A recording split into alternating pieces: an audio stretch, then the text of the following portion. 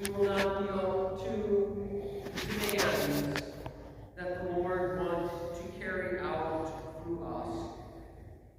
But he assures us here that we will bear much fruit as his disciples. He will cause us to bear fruit. So there we have to have an immense amount of trust. Of course, doing all that we can to stay close to the Lord. He will direct us and show us the path to success.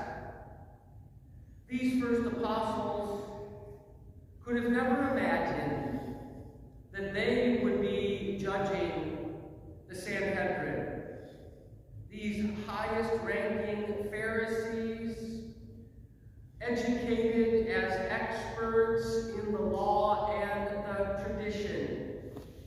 But when this most critical issue arises about whether the non-Jews, the Gentiles, who are now being converted, especially by the preaching of Paul and Barnabas, whether these Gentiles first need to be circumcised and follow all of the Mosaic law. These very influential Pharisees stand up for that argument and try to impose and intimidate their prestige that is necessary before one can become a Christian and a follower of Christ.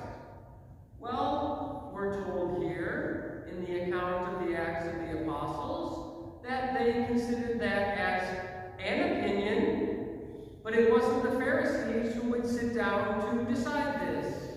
It was, we're told, the apostles and the other disciples associated with them that would judge this matter. And of course, as it turned out, the Pharisees did not win this argument. The church realized that it was the will of the Holy Spirit not to impose upon the non-Jews that they would first have to become Jews according to the Mosaic law to become Christians. This was a ground-shaking decision.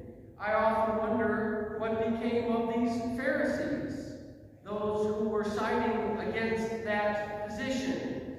Part of me suspects that some of them left and said, we can't handle that reality. We don't accept that this is God's will and whatever.